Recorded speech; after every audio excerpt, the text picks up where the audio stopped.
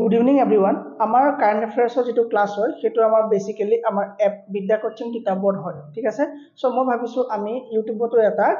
সিৰিজ এটা আৰম্ভ কৰি দিয়া ভাল হ'ব কাৰেণ্ট এফেয়াৰ্সৰ সো আজি পৰা জুন মাহৰ কাৰেণ্ট এফেয়াৰ্সৰ পৰা আৰম্ভ কৰি আমি কি কৰিছো কাৰেণ্ট এফেয়াৰ্সৰ এটা সিৰিজ আমি আৰম্ভ কৰিছো ইউটিউবত আৰু সকলোৱে চাব নাপাহৰিব আৰু এই কাৰেণ্ট এফেয়াৰ হয়তো আপুনি আগত নাই পঢ়া ঠিক আছে নে আৰু বহুত বেছি ইম্পৰ্টেন্ট হয় কাৰেণ্ট এফেয়াৰ্স সিৰিজ ঠিক আছে নে আৰু যদি আপুনি কেনেবাকে ভাবে যে আপুনি এপৰ লগত আমাৰ জড়িত হ'ব তেতিয়া আমাৰ এপ ডাউনলোড কৰি ল'ব তাত সকলো ধৰণৰ ফাউন্ডেশন কোর্স আপুনি 199 rupees পঢ়িবলৈ পাব ঠিক আছে নে ওকে সো আমাৰ ফাৰ্স্ট কোৱেশ্চনটো আজি কি আছে which has become the 82nd Ramsar site of India so ভাৰতত কোৱা হৈছে যে কোনটো আমাৰ ইয়াৰ তলৰ উল্লেখিত কোনটো স্থান ভাৰতৰ 82 নম্বৰ কি হৈছে ৰামসাৰ সাইটলৈ ৰূপান্তৰিত হৈছে মানে ৰামসাৰ সাইট হিচাপে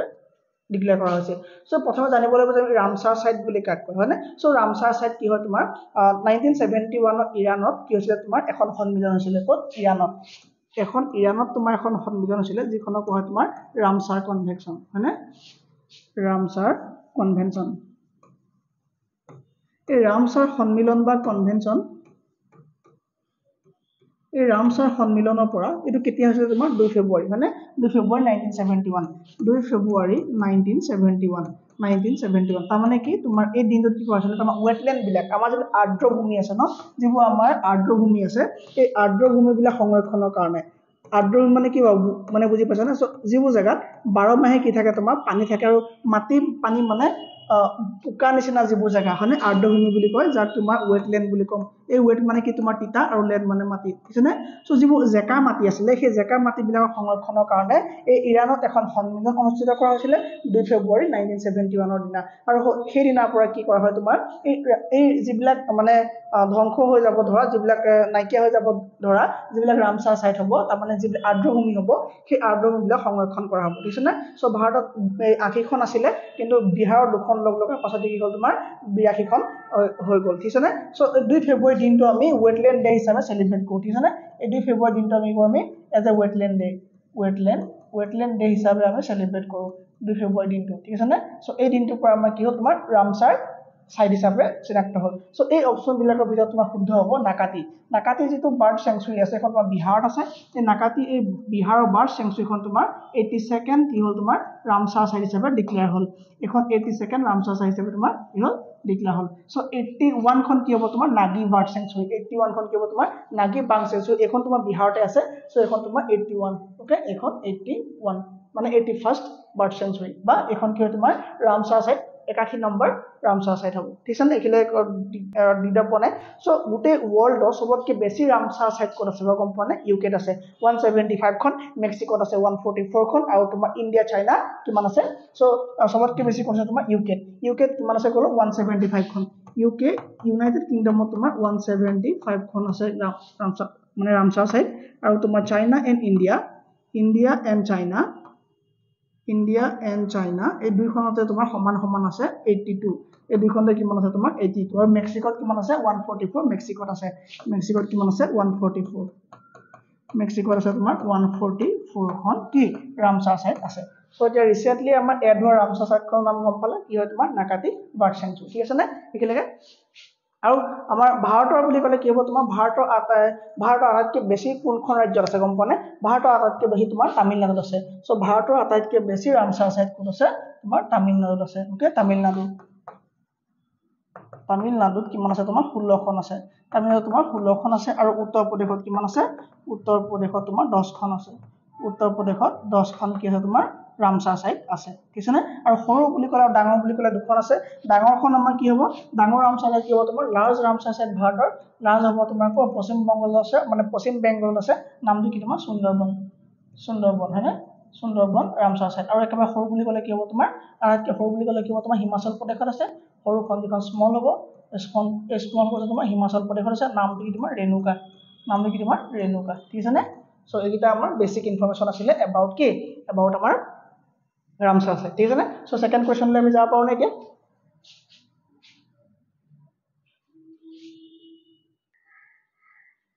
ओके ठीक আছে না যদি আমি নেক্সটখন চাওঁ নেক্সটটো কি আছে তোমাৰ আমাৰ নেক্সট কোৱেশ্চন কি আছে নেক্সট কোৱেশ্চন আছে আমাৰ হাই কোৰ্ট ওয়ান্স ডেশ high court once the heat wave to be declared a national calamity কি কেলামিটি মানে কি তোমাৰ কেলামিটি মানে হ'ল তোমাৰ দুৰ্যোগ হয় না দুৰ্যোগ সো কোনখন হাই কোৰ্টে তলত উল্লেখিত কোনখন ৰাজ্যৰ হাই কোৰ্টে ক'ব খুজিছে যে আমাৰ যিটো হিট ৱেভ হয় হিট ৱেভক নেশনেল কেলামিটি হিচাপে ডিক্লেয়াৰ কৰিব লাগে সো এটা কথা হ'ল যে হিট ৱেভ মানে কি হিট ৱেভ মানে হ'ল তোমাৰ গৰম ঠিক আছে উষ্ণতা সো বেছি তাপমাত্ৰা যেতিয়া হ'ব তেতিয়া কি বুলি কয় তোমাৰ হিট ৱেভ বুলি কোৱা হয় ঠিক আছে সো হিট ৱেভ তোমাৰ ক'বলৈ গ'লে এটা নেচাৰেল ফেনোমেনন হয় ই এটা কি হয় ই এটা নেচাৰেল ফেনোমেনন হয়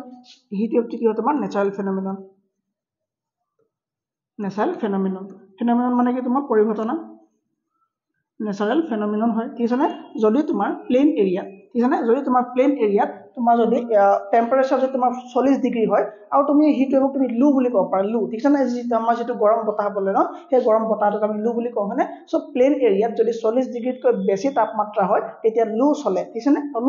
আৰু লু চলে সেই সময়খিনিত তুমি হিট ৱেভ বুলি ডিক্লেয়াৰ কৰিব পাৰা ঠিক আছে সো হিট ৱেভত বহুত মানুহ মৰি যায় বহুত বেছি হাই টেম্পাৰেচাৰ হৈ যায় সো ইয়াৰ আনসাৰ হ'ব তোমাৰ ৰাজস্থান সো ৰাজস্থান দেখিবলৈ পোৱা যায় যে 50 ডিগ্ৰী ওচৰ পাজৰে আমাৰ তাপমাত্ৰা চলি আছে ঠিক আছে সো প্লেন এৰিয়া বিলাকৰ কি হয় তোমাৰ যেতিয়া 40 ডিগ্ৰীতকৈ বেছি হয় তেতিয়া তাত লু চলিবলৈ লয় আৰু তোমাৰ পাহাৰীয়া অঞ্চলত 30 ডিগ্ৰী সেলসিয়াছতকৈ বেছি হলে লু চলিবলৈ লয় আৰু তোমাৰ যিবিলাক সাগৰৰ পাৰৰ অঞ্চল তাত 37 ডিগ্ৰী সেলসিয়াছত তোমাৰ কি হয় লু চলিবলৈ লয় ঠিক আছে লু বা কি হয় তোমাৰ লু বা আমি কি ক'ব পাৰো লুক আমি কি ক'ব পাৰো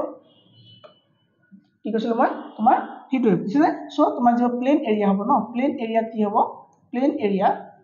এৰিয়াত যদি তোমাৰ 40 ডিগ্ৰী সেলসিয়াছ তাপমাত্ৰা থাকে হয়নে তো 40 ডিগ্ৰী তোমাৰ 40 ডিগ্ৰী সেলসিয়াছত তোমাৰ কি হ'ব গৰম বতাহ মানে লু বলিবলৈ ল'ব বুজিছানে লু বলিবলৈ ল'ব লু বলিলে তোমাৰ কি হ'ব তাত গৰম হ'ব মানে খুব বেছি গৰম হ'ব বুজিছানে আৰু তোমাৰ যিবিলাক কি হয় তোমাৰ প্লেন এৰিয়া হৈ গ'ল তাৰপৰা পাহাৰীয়া এৰিয়া আছিলে যেটা তোমাৰ হিলি এৰিয়া হ'ব ন হিলি এৰিয়াত তোমাৰ কি হ'ব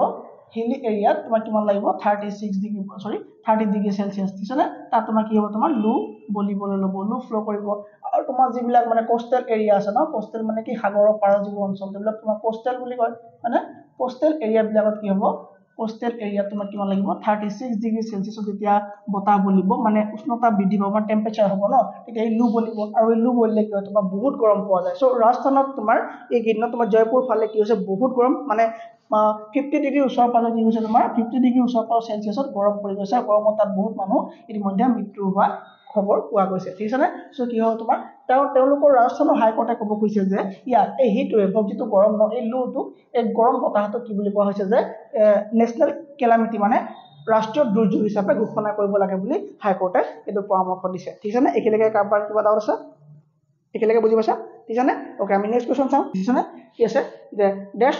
became the first former US president to get convicted for the crime তলৰ উল্লেখিত কোনজন ৰাষ্ট্ৰপতি পূৰ্বৰ ৰাষ্ট্ৰপতি বা প্ৰাক্তন আমেৰিকাৰ ৰাষ্ট্ৰপতি অপৰাধৰ ক্ষেত্ৰত বা অপৰাধত কি হৈছে দোষী সাব্যস্ত পোৱা গৈছে ঠিক আছে এই কোৱেশ্চনটো আনসাৰ হ'ব তোমাৰ ডোনাল্ড ট্ৰাম্প এই কোৱেশ্চনটো আনসাৰ হ'ব ডোনাল্ড ট্ৰাম্প আৰু কেনেকৈ ডোনাল্ড ট্ৰাম্প হ'ব বুলি ক'লে আমাৰ আনসাৰ কি হ'ব সো ডোনাল্ড ট্ৰাম্প কেনেকৈ হ'ব এই ডোনাল্ড ট্ৰাম্পে কি হৈছে তোমাৰ 2006 চনত এটা কেছত তেওঁ কনভিক্টেড হৈছিলে যেটো কেছ তোমাৰ হাৰ্শ মানি বুলি কোৱা হয় কি বুলি কোৱা তোমাৰ হাৰ্শ মানি মানে কি হয় গম পাইছানে হাৰ্শ মানি মানে কি গম পাইছানে ধৰি লোৱা কাৰোবাৰ মুখ বন্ধ কৰিবৰ কাৰণে দিয়া টকাটো কি বুলি কয় হাৰ্শ মানি বুলি কয় সো হাৰ্শ মানি কেছত কি হৈছিলে কনভিক্টেড হৈছে কোন তোমাৰ ডোনাল্ড ট্ৰাম্প তো কেনে কি হ'ল তেওঁ 2006 চনত কি কৰা হ'ল এগৰাকী পৰ্ন ষ্টাৰ মানে তেওঁ পেইড কৰিছিলে তেওঁৰ লগত সেক্সুৱেল ৰিলেচন এষ্টাব্লিছ কৰিবৰ কাৰণে ঠিক আছে আৰু তেওঁৰ নাম হ'ল তোমাৰ কি Stormy Daniels okay Stormy Daniels নামৰ এগৰাকী পৰ্ন ষ্টাৰক তেওঁ কিছিলে পইচা দিছিলে ঠিক আছে তেওঁৰ লগত সেক্সুৱেল ৰিলেচন এষ্টাব্লিছ কৰিবৰ কাৰণে কিন্তু 2016 চনৰ যেতিয়া তেওঁ ইলেকশ্যন আহিছিলে ন 2016 চনত যেতিয়া তেওঁলোকৰ ইলেকশ্যন হৈছিলে সো ইলেকশ্যনৰ সময়ত তেওঁ কৈছিলে এই পৰ্ন ষ্টাৰ জনিয়ে কৈছিলে যে কি কৰিম তুমি যদি কি হয় মই মানে তোমাৰ মোৰ সম্পৰ্ক কথাবিলাক মই বাহিৰত কৈ দিম ঠিক আছে সো কৈ দিম বুলি কোৱা কাৰণে তেওঁ হাৰ্শ মানি দিব লগা হৈছিল তেওঁ অলপ পইচা দিব লগা হৈছিল ঠিক আছে আৰু পইচা দিলে এই পইচা দিয়া কেছবিলাক সব ৰেকৰ্ড থাকে তেওঁলোকৰ কোম্পানী অৰ্থাৎ তেওঁলোকৰ একাউণ্ট চৰকাৰী একাউণ্টৰ পৰা পইচাটো গৈছিলে হয়নে সো এইবিলাক হিচাপ কৰোঁতে গম পাইছিলে যে এই ধৰণৰ কেছত জড়িত হৈছে তো কি ধৰণৰ কেছত তোমাৰ চিট কেছ যিবিলাক তোমাৰ কোম্পানী যিবিলাক ৰেকৰ্ড ব্ৰেক কৰিছিলে ন সেইবিলাক মানে হাৰ্শ যেটো মানে মানি কেছত তেওঁ কনভিক্টেড হৈছিল ঠিক আছে সো 2024 চনৰ 30 মে তাৰিখে তেওঁ কনভিক্টেড হৈছিলে সো 2024 চনৰ 30 মে 2024 চনৰ 30 মে 30 মে কি হৈছিল তেওঁ প্ৰমাণিত হৈছিল মানে কনভিক্টেড হৈছিল তেওঁ কেছটো তেওঁ কি হৈছিলে কনভিক্ট হৈছিলে আৰু 30 মে এটা ইম্পৰ্টেণ্ট দিন আৰু এটা ফালৰ পৰা 30 মে এটা ইম্পৰ্টেণ্ট দিন কিয় গম পোৱা নে হিন্দী জাৰ্নেলিজম ডে বুলি কোৱা হৈছে না হিন্দী জাৰ্নেলিজম ডে সেইটো কেতিয়া পালন কৰা হয় তোমাৰ 30 মেতে পালন কৰা হয় ঠিক আছে এইটো মনত ৰাখিবা ওকে সো 2024 চনৰ 30 মেতে কনভিক্টেড হৈ গ'ল আৰু 27 জুনত খবৰ পোৱা মতে তেওঁ কিছে তোমাৰ 27 জুনত তেওঁ কিছে টিভি ডিবেট আছে 27 জুনত টিভি ডিবেট কাৰণ আছে গম পোৱা নে তাৰ যিবিলাক মানে প্ৰেসিডেন্টৰ যিবিলাক ক্যান্ডিডেট হয় ন যেনে মাজো বাইডেন আছে তেওঁলোকৰ কাৰণে তেওঁৰ লগত মানে পাৰ্টিসিপেট কৰিব মানে বেলেগ পাৰ্টি আৰু ঠিক আছে সো 27 জুন ওকে এই 27 জুনৰ দিনা তেওঁলোকৰ টিভি ডিবেট আছে ওকে টিভি ডিবেট মানে কি তেওঁলোকৰ মানে কি হয় যিগিটা ক্যান্ডিডেট হয় সেই ক্যান্ডিডেট কেজনে মানে ডিবেট কৰিব ঠিক আছে সো টিভিত তেওঁলোকে ডিবেট কৰিব সো ডিবেটত কি হয় চোৱা যাও কাৰণ 30 মে দিনা তেওঁ কনভিক্টেড হৈ গ'ল আৰু তোমাক খবৰ পোৱা মতে 15 জুলাই এই কেছটো শুনানি হ'ব তাৰ মানে সেন্টেন্স কৰিব এই কেছটো কি হ'ব তোমাৰ কেছটো যেটো কেছ কাকেছ ডোনাল্ড ট্ৰাম্পৰ যেটো হাৰ্শ মানে যেটো কেছত কনভিক্টেড হৈছিলে গমছানে সো সেই কেছটো শুনানি আহিব তাৰ মানে হিয়াৰিং আহিব সো সেন্টেন্সিং কৰিব সেনে মানে শাস্তি প্ৰদান কৰা হ'ব কা তোমাৰ শাস্তি প্ৰদান কৰিব কিবা 15 জুলাই তোমাৰ শাস্তি প্ৰদান কৰা হ'ব 15 জুলাই কি কৰা হ'ব তোমাৰ শাস্তি দিয়া হ'ব সো এটা কথা হ'ল যে শাস্তি দিবলগীয়া এজন মানুহ আকৌ নিৰ্বাচন খেলিব পাৰিব নে নোৱাৰে সেইটো তেতিয়া দেখা যাব কিন্তু 27 জুনত তেওঁলোকৰ ডিবেটে আছে নেক্সট আকৌ 10 ছেপ্টেম্বৰ আকৌ ডিবেট আছে 10 ছেপ্টেম্বৰ কিছে তেওঁলোকৰ আকৌ ডিবেট আছে কাৰ 10 ছেপ্টেম্বৰ দিনা নেক্সট ডিবেট হ'ব তোমাৰ কাৰ 10 ছেপ্টেম্বৰ তোমাৰ নেক্সট ডিবেট হ'ব কাৰ টিভি ডিবেট হ'ব কাৰ লগত এই দহেৰিয়া লগত কাৰ জো বাইডেনৰ লগত ওকে জো বাইডেনৰ তোমাৰ কি হ'ব টিভি ডিবেট হ'ব ঠিক আছে নে আকৌ 5 নৱেম্বৰ তেওঁলোক কি আছে ইলেকশ্যন আছে তেওঁলোকৰ ইলেকশ্যন কেতিয়া আছে তেওঁলোকৰ দেশত ইলেকশ্যন কেতিয়া আছে 5 নৱেম্বৰ 5 নৱেম্বৰ কিন্তু তেওঁলোকৰ আকৌ ইলেকশ্যন আছে ঠিক আছে নে সো এই ইলেকশ্যনত গম পোৱা যাব যে তেওঁলোকৰ দেশৰ মানুহে কোনটো কেছত লৈ পেলাই এই কেছটো লৈ পেলাই ভোট দিবনে নিদিয়ে বা কিবা প্ৰভাৱ পৰিব নি আমি তেতিয়া ডিসকাশন কৰিম কিন্তু আমেৰিকাৰ কালচাৰ ভাৰতৰ কালচাৰ একে নহয় কিন্তু ভাৰতত কোৱাহলে এটা ডাঙৰ ইস্যু হ'লতেন কিন্তু এতিয়া তাত কি হয় গম পোৱা নাযাব তাতে আমেৰিকাৰ মানে ইন্টাৰনেশ্যনেল ৰিলেশ্যন বিলাকৰ ওপৰত তেওঁলোকে ভিত্তি কৰি পেলাই ভোটদান কৰিব চাগে ঠিক আছে আৰু এই কেছটো ইমান এটা হেম্পাৰ নকৰিব যেন লাগে ঠিক আছে ওকে নেক্সট কোৱেশ্চন কি আছে নেক্সট কোৱেশ্চন আছে আমাৰ যে when is world food safety day 2024 to celebrate কৰা হৈছিল সো বিশ্ব খাদ্য সুৰক্ষা দিৱস 2024 চনত কেতিয়া উদযাপন কৰা হয় সো ইয়াৰ আনসাৰ হ'ব তোমাৰ 7 জুন ঠিক আছে সো 7 জুনত কৰা হয় তোমাৰ বিশ্ব খাদ্য সুৰক্ষা দিৱস পালন কৰা হয় ঠিক আছে আৰু এবাৰ অবজেক্টিভ কি আছিল এবাৰ অবজেক্টিভ আছিল তোমাৰ to promote the importance of food safety ইয়াৰ এবাৰ অবজেক্টিভ কি আছিল to promote the importance of food safety এবাৰ অবজেক্টিভ কি আছিল অবজেক্টিভ 2024 চনৰ যেটো হৈছিল তাৰ অবজেক্টিভ হ'ল তোমাৰ to promote da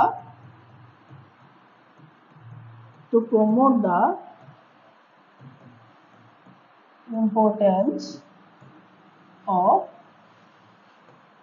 food safety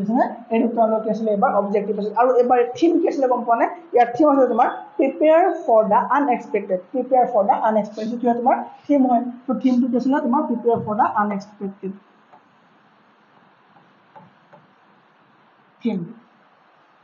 থিমটো important prepare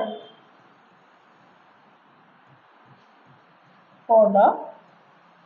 unexpected মানে prepare for the unexpected তোমাৰ কি আছিলে তোমাৰ থিম আছিলে কাৰ থিম আছিলে বিশ্ব খাদ্য সুৰক্ষা দিৱসৰ থিম আছিলে ওকে সো ফাৰ্স্ট টাইম কেতিয়া সেলিব্ৰেট কৰিছিলে গম পোৱা নে ফাৰ্স্ট টাইম 2019 চনত সেলিব্ৰেট কৰা হৈছিল ফাৰ্স্ট টাইম 2019 চনত কি তোমাৰ সেলিব্ৰেট কৰা হৈছিল আৰু 2024 ত এটো হৈ গৈছে ঠিক আছে নে ওকে এতিয়া মই ক'ব লাগে যে ওয়াৰ্ল্ড ফুড ডে কেতিয়া World Food Day কেতিয়া ক'ব পাৰিবানে World Food Day কেতিয়া ক'ব পাৰিবানে World Food Day হ'ব তোমাৰ 16 অক্টোবৰ ঠিক আছে নে আৰু World Hunger Day কেতিয়া হ'ব তোমাৰ 28 মে ওকে World Food Day কেতিয়া হ'ব World Food Day আৰু আছে তোমাৰ কি World Hunger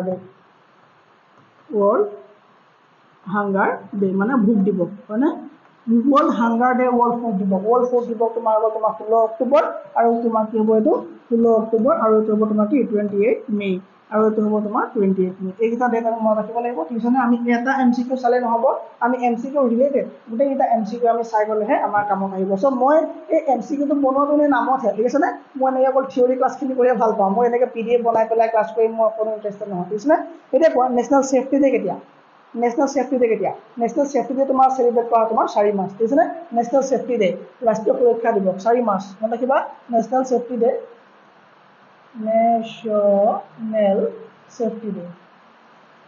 কেতিয়া পালন কৰা তোমাৰ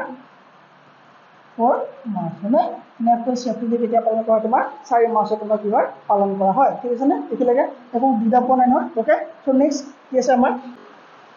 who has been elected as the president of the 79th session of the United Nations General Assembly United Nations অর্থাৎ ৰাষ্ট্ৰসংঘৰ সাধাৰণ সভাৰ 79th অধিৱেশনৰ সভাপতি হিচাপে কোন নিৰ্বাচিত হৈছে ইয়াৰ আনসাৰ বৰ্তমান ফিলিমন ইয়াং কোন বৰ্তমান আনসাৰ ফিলিমন ইয়াং আৰু ফিলিমন ইয়াং কৰ হয় তেওঁ কৰ হয় কেমেৰুনৰ হয় তেওঁ কৰ তোমাৰ কেমেৰুন তেওঁ কৰ হয় কেমেৰুন